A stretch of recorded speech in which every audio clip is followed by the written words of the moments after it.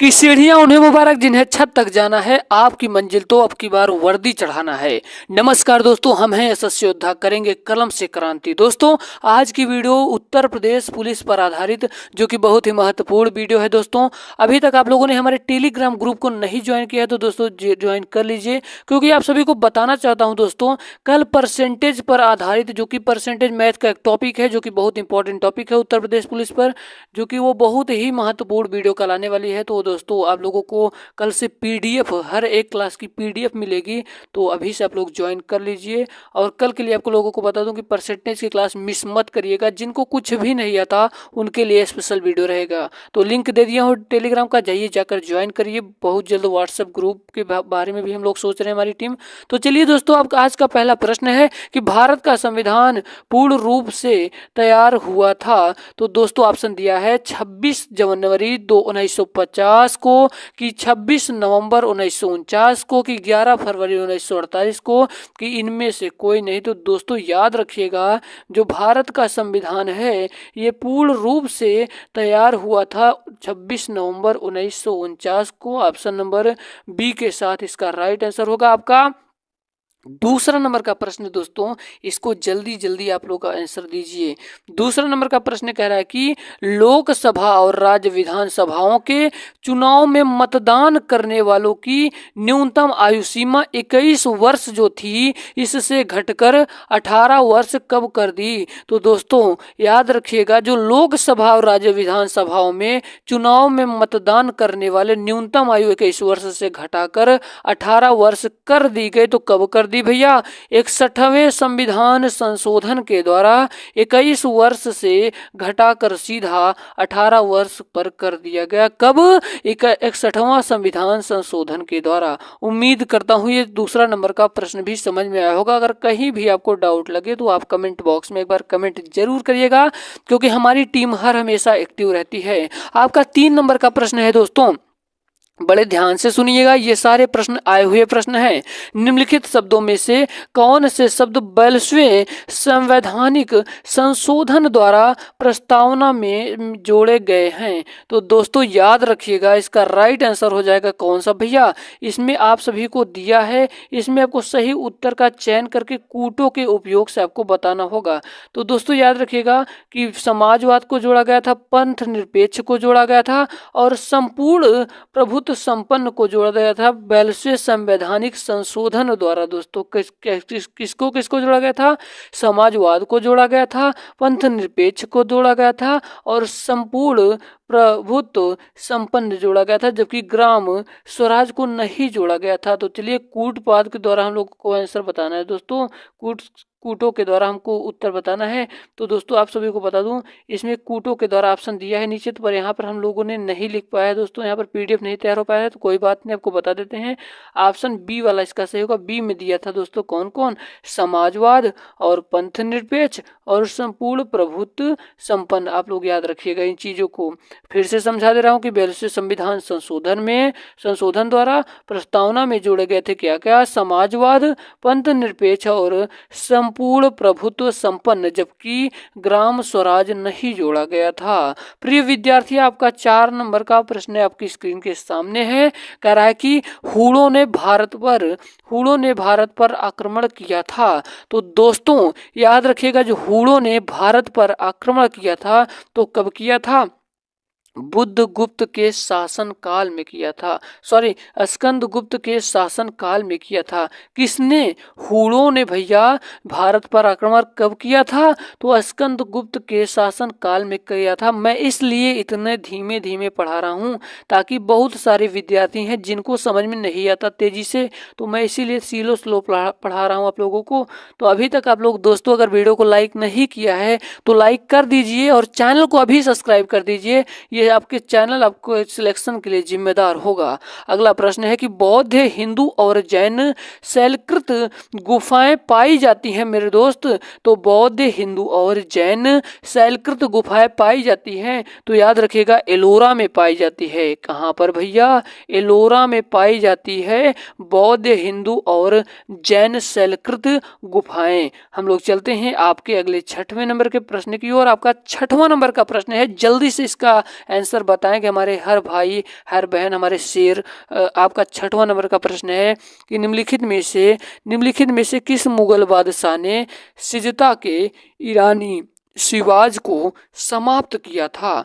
Option है अकबर ने दोस्त, कि औरंगजेब ने, कि जहांगीर ने, कि शाहजहां ने। तो मेरे प्यारे विद्यार्थियों याद रखिएगा कि मुगल बादशाह ने सिद्धता के ईरानी रिवाज को समाप्त किया था। तो कब किया था, किसने किया था, शाहजहां ने किया था दोस्त, शाहजहां ने किया था। उम्मीद करता हूँ ये बिल्कुल बेहतरीन ढंग से आप सभी को समझ में आ रहा होगा। तो आप लोगों का यही ईमानदारी से है कि आप 2 लोगों को जरूर शेयर करिएगा दोस्तों, क्योंकि बहुत मेहनत लगा इस वीडियो को बनाने में। आपका 7 नंबर का प्रश्न कह रहा है कि पुर्तगालियों ने भारत में किस स्थान पर प्रथम दुर्ग का निर्माण किया था। तो पुर्तगालियों ने भारत में किस स्थान पर प्रथम दुर्ग का निर्माण किया था। तो दोस्तों याद रखिएगा कोचीन में। कहाँ पर भैया, कोचीन में क्या किया था, पुर्तगालियों ने भारत के दोस्तों प्रथम दुर्ग का निर्माण किया था, कोचीन में किया था। जबकि ये तीनों ऑप्शन आपके गलत हो जाएंगे। हम लोग चलते हैं अपने 8 नंबर के प्रश्न की ओर। कह रहा है कि शेष फरीद का सर्वाधिक ख्याति लब्ध शिष्य जिसने दिल्ली के 7 सुल्तानों का शासन देखा था वह कौन था। बहुत ही ज्यादा महत्वपूर्ण प्रश्न है दोस्तों, तो ये बहुत ही बार परीक्षाओं में आया था। तो याद रखिएगा जो शेख फरीद थे बाबा फरीद, इनके जो शिष्य थे निजामुद्दीन औलिया थे। निजामुद्दीन औलिया के शिष्य कौन, अमीर खुसरो थे दोस्तों। तो याद रखिएगा 7 मुल्तानों का शासक देखा था कौन, तो निजामुद्दीन औलिया। हम लोग चलते हैं अपने 8-9 नंबर के प्रश्न की ओर, जो कि अगला प्रश्न है कि जयपुर के महाराजा सवाई जयसिंह, कौन भैया, जयपुर के महाराजा सवाई जयसिंह ने वेधशाला नहीं बनवाई थी, उज्जैन में नहीं बनवाई थी, कि मथुरा में नहीं बनवाई थी, कि वाराणसी में, कि इलाहाबाद। तो मेरे प्यारे विद्यार्थियों याद रखिएगा कि जो जयपुर के महाराजा सवाई जयसिंह ने वेधशाला इलाहाबाद में नहीं बनवाया था, तो यानी कि आपका डी नंबर वाला करेक्ट हो जाएगा। हम लोग चलते हैं अपने अगले प्रश्न की ओर। आपका 10 नंबर का प्रश्न आपकी स्क्रीन के सामने है। कह रहा है कि विश्व के फल उत्पादन में भारत का योगदान है। तो विश्व के फल उत्पादन में भारत का योगदान है दोस्तों, भारत का 15% योगदान है विश्व के फल उत्पादन में। उम्मीद करता हूँ ये चीजें बिल्कुल आसानी ढंग से आप सभी के समझ में आ रहे होंगे। अगर आपको कहीं भी डाउट लगता है तो आप कमेंट बॉक्स में कमेंट जरूर करिएगा, क्योंकि हम आपके कमेंट का इंतजार करते हैं बेसब्री से। आपका अगला प्रश्न है कि निम्नलिखित में से कौन सा एक सही सुमेलित नहीं है। तो दोस्तों जो राउरकेला उड़ीसा जो कि बिल्कुल सही है, जमशेदपुर झारखंड जो कि बिल्कुल सही है, जो कि दुर्गापुर पश्चिम बंगाल जो कि बिल्कुल गलत, जो कि बिल्कुल सही है, परंतु दोस्तों भिलाई मध्य प्रदेश जो कि गलत है। जो भिलाई है दोस्तों ये कहाँ है, ये छत्तीसगढ़ में स्थित है, छत्तीसगढ़ में स्थित है। इन बातों को बड़े ध्यान से सुनिएगा और समझिएगा। आपका अगला प्रश्न है 12 नंबर का प्रश्न कह रहा है दोस्तों कि हगरी सहायक नदी है। जो हगरी सहायक नदी है ये कहाँ है भैया, भीमा की, कि गोदावरी की, कि कृष्णा की, कि तुंगभद्रा की। तो जल्दी से इसका जवाब सुनिएगा। जो हगरी सहायक नदी है ये तुंगभद्रा की है। ऑप्शन नंबर डी के साथ जाएगा इसका राइट आंसर। आपका 13 नंबर का प्रश्न कह रहा है कि रानी लक्ष्मीबाई, क्या भैया, रानी लक्ष्मीबाई बांध अवस्थित है। यानी कि जो रानी लक्ष्मीबाई बांध है ये कहाँ पर स्थित है आपसे पूछ रहा है। तो दोस्तों याद रखिएगा ये कहाँ पर स्थित है, ये बेतवा नदी पर स्थित है, बेतवा नदी पर स्थित है। यानी कि राइट आंसर आपका ए के साथ जाएगा। हम लोग चलते हैं अपने अगले प्रश्न की ओर। आपका अगला प्रश्न है कि खतरे के संकेत के लिए लाल रंग का प्रयोग क्यों नहीं किया जाता, क्यों किया जाता है। जो खतरे के संकेत के लिए लाल रंग का प्रयोग क्यों किया जाता है। तो ऑप्शन ए है क्योंकि इसका प्रकीर्णन सबसे कम होता है, क्योंकि यह आंख के लिए आरामदायक होता है, क्योंकि इसकी रासायनिक क्रिया सबसे कम होती है, क्योंकि वायु में इसका क्या होता है भैया, वायु में प्रकीर्णन होता है। तो दोस्तों याद रखिएगा, इसका राइट आंसर हो जाएगा, क्योंकि इसका जो प्रकीर्णन होता है, प्रकीर्णन सबसे कम होता है, परंतु जो तरंग दैर्ध्य होता है, अगर आपसे पूछ ले कि लाल सबसे ज्यादा तरंग दैर्ध्य किसका होता है, तो लाल रंग का होता है। दोस्तों आप लोग यकीन मानिए, आपको कोई भी कलर दिखाई दे रहा है, जैसे यहाँ पर ब्लैक है, यहाँ पर लाल, तो आपको दिखाई कौन ज्यादा दे रहा है, आपको लाल दिखाई दे रहा है ना। तो तरंग दैर्ध्य सबसे ज्यादा होता है, परंतु प्रकीर्णन सबसे कम होता है।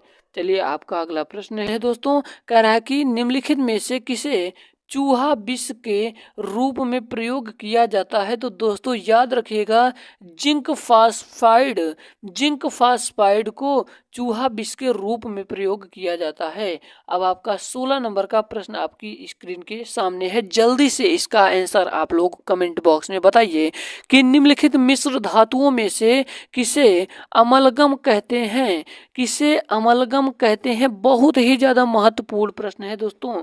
तो याद रखिएगा, तांबा और टीन, तांबा और टीन के मिश्रण को ही अमलगम कहा जाता है भैया।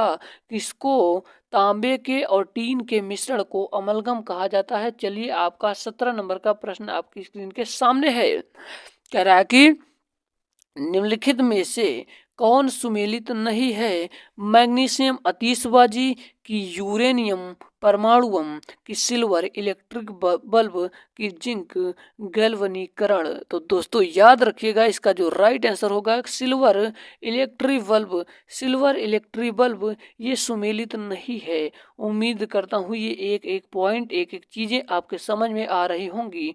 कल से आपको हिंदी के वर्णमाला चैप्टर से शुरू करेंगे और बिल्कुल बेसिक लेवल से चालू करेंगे। जिनको कुछ भी नहीं आता वो भी कल की क्लास जरूर देखिएगा।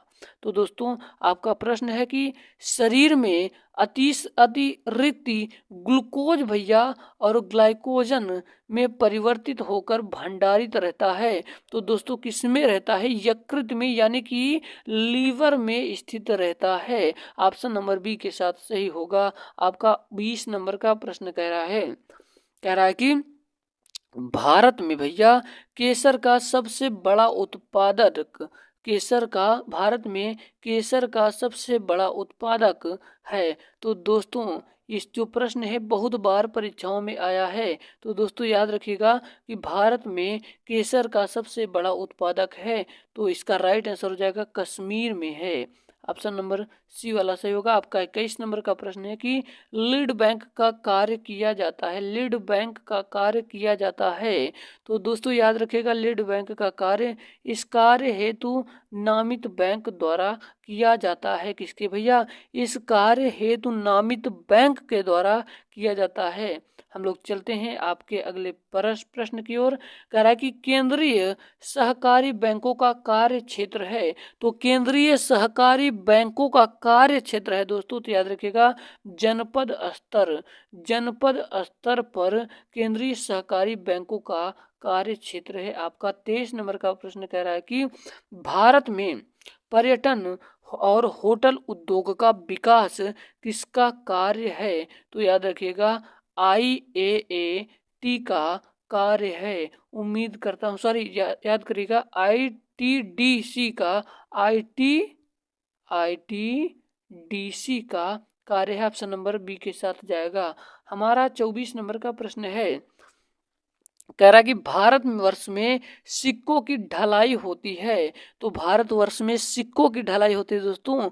मुंबई, कोलकाता तथा हैदराबाद में सिक्कों की ढलाई होती है। आपका राइट आंसर डी के साथ जाएगा। हम लोग चलते हैं आपके अगले प्रश्न की ओर दोस्तों। आपका अगला प्रश्न है कि नगरीय गलियारे संबंधित हैं। तो नगरीय गलियारे संबंधित हैं, तो नगरीय परिवहन संकटों से नगरीय गलियारे संबंधित हैं। ऑप्शन नंबर बी वाला सही होगा। और दोस्तों आप सभी को बता दूं कि ये सारे प्रश्न आपकी परीक्षाओं की दृष्टिकोण से बहुत ही ज़्यादा महत्वपूर्ण हैं, तो वीडियो को स्किप मत करिएगा और अपने दोस्तों के साथ शेयर दोस्तों जरूर करिएगा, क्योंकि एक वीडियो बनाने के लिए यकीन मानिए काफ़ी सारे प्रश्नों को ढूंढना पड़ता है और इसको बेहतरीन ढंग से इस पर काम किया जाता है दोस्तों, तो आप लोगों के लिए ये तैयार होता है। तो एक एक प्रश्न को ईमानदारी से पढ़िएगा जरूर, अपने माँ बाप के लिए पढ़िएगा दोस्तों। पगमार्ग तकनीक का प्रयोग किया जाता है, तो पगमार्ग तकनीक का प्रयोग किया जाता है, तो दोस्तों याद रखिएगा इसका राइट आंसर सी वाला हो जाएगा। विभिन्न वन्य जंतुओं की जनसंख्या के अवकलन के लिए किया जाता है। हम लोग चलते हैं अपने अगले प्रश्न की ओर। आपका 27 नंबर का प्रश्न है। 27 नंबर का प्रश्न कह रहा है कि ग्लोबल 500 पुरस्कार किस क्षेत्र में उपलब्धि के लिए प्रदान किया जाता है, तो दोस्तों याद रखिएगा पर्यावरण प्रतिरक्षा के लिए किया जाता है। हम लोग चलते हैं अपने 28 नंबर के प्रश्न की ओर। आपका 28 नंबर का प्रश्न है कि विश्व पर्यावरण दिवस है, विश्व पर्यावरण दिवस है, तो दोस्तों याद रखिएगा 5 जून है। ऑप्शन नंबर सी वाला सही हो जाएगा, विश्व पर्यावरण दिवस। आपका 29 नंबर का प्रश्न है कि भारतीय संविधान का 19वां संशोधन संबंधित है, तो दोस्तों याद रखिएगा ये किससे संबंधित है, लोकसभा और राज्य विधानसभाओं में अनुसूचित जातियों तथा अनुसूचित जनजातियों के आरक्षण से 19वां संविधान संशोधन क्या है संबंधित है। ऑप्शन नंबर डी वाला सही होगा। आपका अगला प्रश्न है आज ये दोस्तों 30 नंबर का प्रश्न है कि संविधान का प्रथम संशोधन जो वर्ष 1951 में पारित हुआ निम्नलिखित में से किससे संबंधित है, तो दोस्तों याद रखिएगा इसका राइट आंसर हो जाएगा कुछ राज्यों में किए गए कृषि भूमि संबंधित सुधारों के संरक्षण से। अब हम लोग चलते हैं 10 प्रश्न करेंगे किसका भैया, 10 प्रश्न हिंदी का भी आज हो जाए तो, लेकिन कल से जीके का अलग क्लास और हिंदी का अलग क्लास, मैथ की अलग क्लास और रीजनिंग की अलग क्लास चलेगी, ठीक है ना। हमारा चलते हैं अपना अगला प्रश्न है। आपका 30 नंबर का प्रश्न है कि गढ़ का गणपति, जो गढ़ का गणपति यहाँ पर दोस्तों संबंध तत्पुरुष समास है, गढ़ का गणपति कह रहा है, तो याद रखिएगा ये कौन सा समास है, तो ये तत्पुरुष समास है, ठीक है। हम लोग चलते हैं अपने 32 नंबर के प्रश्न की ओर। कह रहा कि क्षमा का अर्थ माफी होता है, क्षमा का अन्य अर्थ होता है, क्षमा का अर्थ माफी होता है, क्षमा का अन्य अर्थ होता है, तो दोस्तों याद रखिएगा इसका राइट आंसर हो जाएगा ऑप्शन नंबर ए वाला पृथ्वी होता है। जो क्षमा का अर्थ एक माफी होता है, दूसरे क्षमा का अर्थ पृथ्वी होता है, ऑप्शन नंबर ए वाला सही होगा। अगला प्रश्न है कि राजा का पर्यायवाची शब्द है, जल्दी से इसको बताइए कि राजा का पर्यायवाची शब्द है, तो राजा का पर्यायवाची शब्द क्या होगा, अवनीश होगा, ऑप्शन नंबर ए वाला सही होगा। आपका अगला प्रश्न है कह रहा है कि निम्न में से शुद्ध वर्तनी पहचानिए, तो निम्न में से शुद्ध वर्तनी आपको पहचाना होगा दोस्तों, याद रखिएगा अंत्याक्षरी, ऑप्शन नंबर बी वाला सही होगा। 35 नंबर का प्रश्न है कि करुणा कादम्बनी रचना के रचनाकार का नाम चुनिए, तो दोस्तों याद रखिएगा इसका राइट आंसर हो जाएगा गया प्रसाद शुक्ल। हमारा 36 नंबर का प्रश्न कह रहा है कि निम्नलिखित में से विराम चिन्ह नहीं है, निम्नलिखित में से विराम चिन्ह नहीं है, तो प्रश्नवाचक चिन्ह विराम चिन्ह है, विस्मयादिबोधक विराम चिन्ह है, पूर्ण विराम विराम चिन्ह है, परंतु अवतरण विराम चिन्ह नहीं है, ऑप्शन नंबर डी वाला सही होगा। आपका अगला प्रश्न है कि देवव्रत का संधि विच्छेद होगा, तो दोस्तों याद रखिएगा इसका राइट आंसर हो जाएगा देवी प्लस अर्थ होगा, आपका ए नंबर सही होगा। हम लोग चलते हैं अपने अगले प्रश्न की ओर। आपका 38 नंबर का प्रश्न है कि दिए गए वाक्यांश के लिए एक शब्द का प्रयोग कीजिए विधानमंडल द्वारा पारित या स्वीकृत विधि, तो दोस्तों याद रखिएगा इसका राइट आंसर क्या हो जाएगा, इसका राइट आंसर हो जाएगा ऑप्शन नंबर ए वाला अधिनियम। हमारा 39 नंबर का प्रश्न कह रहा है कि अंग अंग फूले न समानम मुहावरे का सही अर्थ होगा, तो दोस्तों याद रखिएगा बहुत आनंदित रहना। हमारा 40 नंबर का प्रश्न है कि अभिराम अभिराम शब्द युग्म का अर्थ है। तो दोस्तों याद रखिएगा सुंदर लगातार। उम्मीद करता हूँ आज की वीडियो बहुत पसंद आई होगी। अगर वीडियो पसंद आई दोस्तों दिल से लाइक जरूर करिएगा और अपने दोस्तों के साथ जरूर शेयर करिएगा। मिलते हैं किसी नए वीडियो में, तब तक के लिए जय हिंद, वंदे मातरम, मेरा भारत।